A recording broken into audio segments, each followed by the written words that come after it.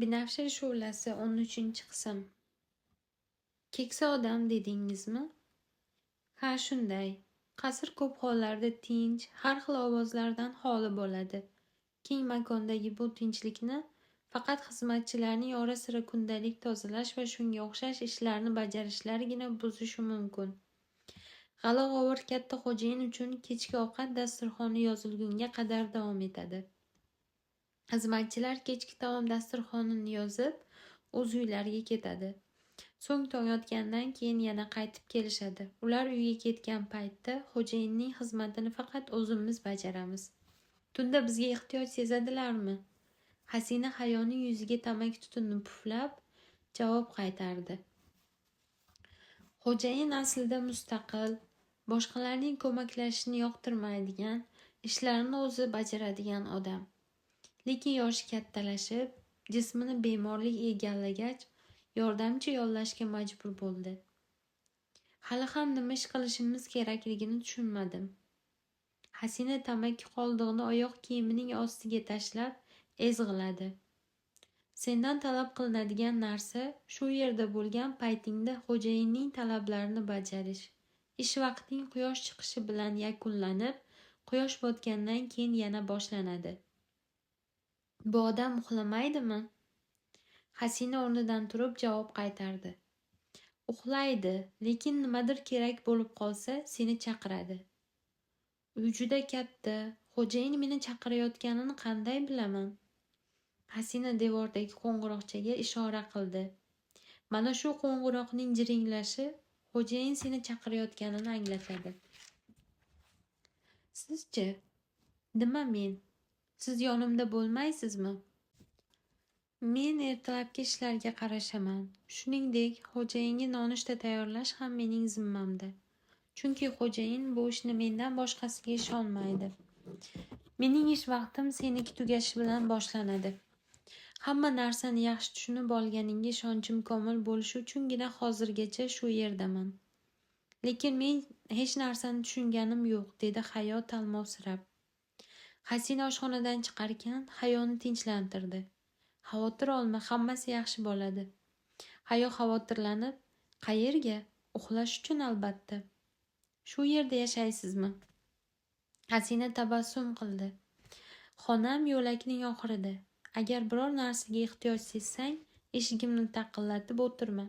Baribir javob qaytarmayman. Hasina Hayoni hayrat ichra qoldirib, oshxonadan chiqib ketdi. Hayo oshxona devoriga osilgan soatga qarab, vaqt kechki 10 bo'lganini va tong otib ish vaqti yakuniga yetishiga hali ancha vaqt borligini angladi. U nima qilishini bilmasdan xavotirlanib turganida qo'ng'iroq qattiq jiringladi. U maktabdagi dars boshlanishi yoki tugashini bildiradigan qo'ng'iroq tovushiga o'xshardi. Hayo cho'chib ketganidan o'rnidan sakrab turdi. Oshxonadan yugurib chiqib, ikki tarafi eshikka to'la uzun yo'lak bo'ylab yura boshladi. Hayo keksa xo'jayin eshiklardan qay birining ortida uni kutayotganini bilmasdi. U yura-yura yo'lak oxiriga yetib bordi.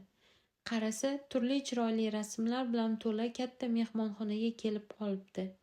Hayo bu san'at asarlarini ko'rib, hayratdan bir necha lahza joyida qotib qoldi. Shu payt xonalarning biridan Hasina, qayerdasan degan hayqiriq eshitildi. Hayo ovoz kelgan katta eshikka qarab yugurdi va tabaqasini itarib, taqillatmasdan ochdi. Hayo eshikni ochib qaraganida bahaybat stol qarshisida o'tirgan bir cholni ko'rdi. Uning atrofida mohirlik bilan o'yib ishlangan yog'och javonlarda son sanoqsiz antiqa buyumlar turardi. Chol Hayoga qovog'ini solib g'azab bilan o'shqirdi. Sen kimsan? Hasina qani? Hayo boshini quyi solib, xavfsiragan holda javob qaytardi. Hojam, Hasina uxlayapti. Qanday istagingiz bor bo'lsa, o'zim bajaraman. Chol g'azab bilan baland ovozda yana o'shqirdi. Hasina qani dedim. Hayo qo'rqqancha yana javob qaytarmoqchi bo'ldi. Uxla. Chol stol ustida turgan qog'ozlarni bostirishga ishlatiladigan marmar toshni uloqtirgancha baqirdi. Meni hech narsani tushunmaydigan qo'y deb o'ylayapsanmi?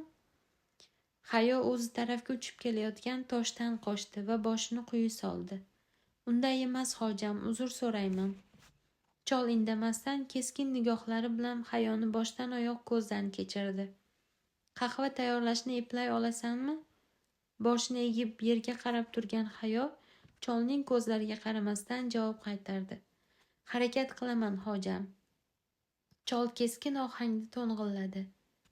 Hasina nima uchun oddiy qahvani ham eplab tayyorlay olmaydigan kaltafahm xodimani ishga oldi? Hayo nigohini cholga qaratdi. Yana boshqa istagingiz bormi hojam? Hech narsani eplolmas ekansan, sendan nima foyda chiqardi? Hayo cholga javob qaytarmasdan sukut qilish bilan kifoyalandi. Chol Hayoga chiqishga ishora qildi. Chiq, ortingdagi eshikni yopib ket. Hayo ulkan eshikning tutqichini ushlab, ortga qadam tashlagan holda uni tortib ochdi va yuzini cholga qaratgan holda uni yopishga shaylanib, "Xo'p bo'ladi" dedi. Hayo eshikni to'liq yopib ulgurmasdan ortidan uni kimdir mahkam ushlaganini sezdi. Hayo endi yordam so'rab baqirmoqchi bo'lganida kimdir og'zini berkitib, uni chol tomon niqtab yurgizdi va ortidan oyog'i bilan eshikni yopdi. Bu kutilmagan holni ko'rib cho'chib ketgan qariya baqirdi. "Sen kimsan? Nima istaysan?" Ichkariga bostirib kirgan erkak cholga javob qaytarmasdan Hayoning qo'llarini ortiga qayirib, kal tarqon bilan bog'ladi-da, uni xonaning bir burchagiga itarib yubordi. Keyin uy jihozlarini ag'dar-to'ntar qilib, javonlarni tita boshladi. Uning harakatlaridan qo'rqib ketgan chol hayqirdi. "To'xta, nima qilyapsan?" Ust kiyimlari eskirib ketgan erkak o'girilib, g'azab to'la nigohlarini cholga qaratdi. Keskin nigohlardan qo'rqib ketgan chol so'lagini yutib ulgurmasdan bo'g'zida uning changalini ko'rdi. Baquvvat bosqinchi cholning bo'g'zidan tortgan holda siltab o'shqirdi. "Boyliklaringni qayerda saqlaysan?"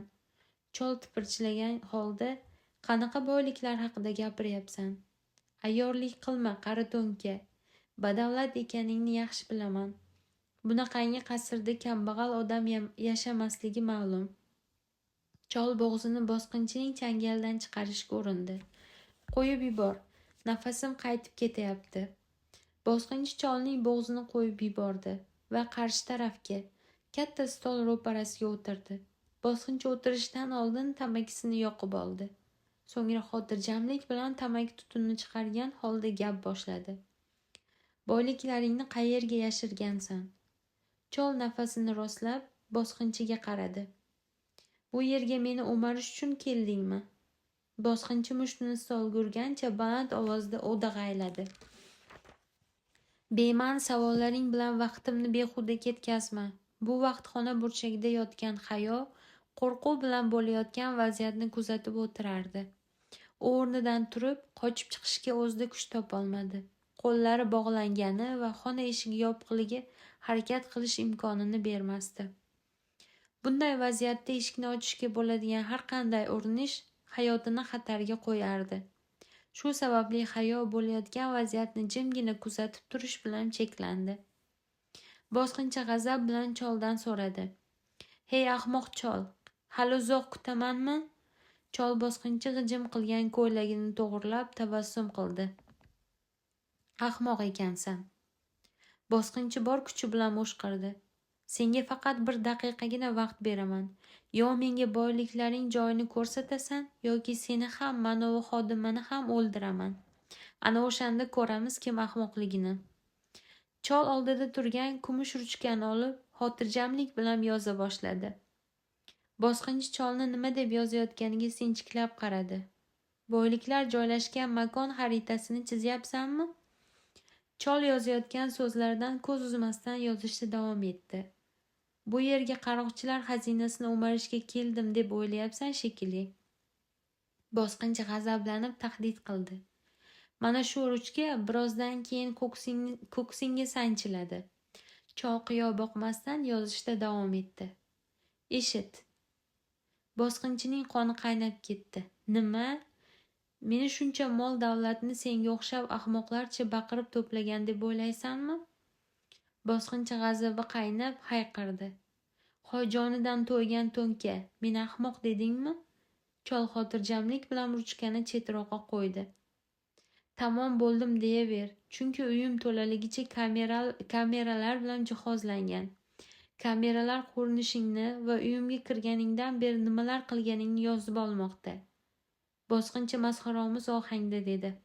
Farqi yo'q, nima bo'lganda ham baribir qamoqqa tushaman. Undan oldin esa seni o'ldirib, hovurimni bosaman. Chol xotirjamlik bilan bosqinchiga tikilgan holda barmoqlarini bukdi. Bu ham qo'lingdan kelmaydi. Bosqinchi hayron bo'lib so'radi. Nega, nima demoqchisan? Chol qo'llaridan birini stol tagiga kiritdi. Mana shu joyda qorningga to'pponcha qaratilib turibdi. Qimirlasang ichingga o'qini joylab qo'yaman. Bosqinchi xavotirlanib, aldayapsan dedi. Chol bosqinchining ko'zlariga qat'iyat bilan tikildi. Unda omadingni sinab ko'r. Bosqinchi bir cholning ishonch to'la ko'zlariga, bir stol tagida yashinib turgan qo'lga ola-kula qarab, ketsam bo'ladimi deb so'radi. Chol taraddudsiz yo'q dedi. Bosqinchining yuzida xavotir va qo'rquv alomatlari ko'rina boshladi. Nega, boyliklaring kerak emas, faqat ketishni istayman. Sen xonadonim hurmatini oyoq osti qilding. Endi buning badalini to'lashing kerak. Seni o'ldirganim uchun meni hech kim ayblamaydi. Qaytanga qahramonga aylanaman. Bosqinchi yig'lab yubordi. Yo'q, o'lishni istamayman, o'tinaman, unday qilmang. Chol istehzoli baqirdi. Qarshimdan tezda daf bo'l va hech qachon bu yerga qaytib kelma. Bosqinchi tezlik bilan o'rnidan turib eshik tomon shoshildi. U shu darajada tez harakat qildiki, hatto o'tirgan kursisi ham yeriga qulab tushdi. Eshikdan endi chiqdim deganida chol unga yana hayqirdi. To'xta! Vujudini qo'rquv egallagan bosqinchi titragan ko'yi to'xtadi va asta-sekin cholga o'girilib qaradi. Chol biroz jim turdi va sal oldin yozishga ishlatgan kumushrang ruchkasini bosqinchining oyoqlari ostiga irg'itdi. Buni o'zing bilan olib ket. Xonadonimdan hech kim quruq qo'l bilan chiqmaydi. Uning qiymati baland emasdir, lekin senga o'xshagan yalangoyoq pastkash uchun mo'maygina pul turadi. Endi chiq. Bosqinchi ruchkani olib tashqariga chiqdi va ortidan eshikni qattiq yopdi. Chol hayoga qarab, ahvoling yaxshimi deb so'radi. Bo'lgan voqealardan karaxt ahvolga tushgan hayo ha degandek boshini silkitdi. Bir necha daqiqadan keyin xonaga Hasina sarosimaga tushgan holda xavotirlanib kirib keldi. Qasr eshigi qarsilab yopilgani eshitganday bo'ldim. Nimadir bo'ldimi? Chol g'azab bilan uni koyidi. Qayerda eding? Uxlayotgan edim, hojam. Chol baland ovozda baqirdi. Ishdan bo'shading.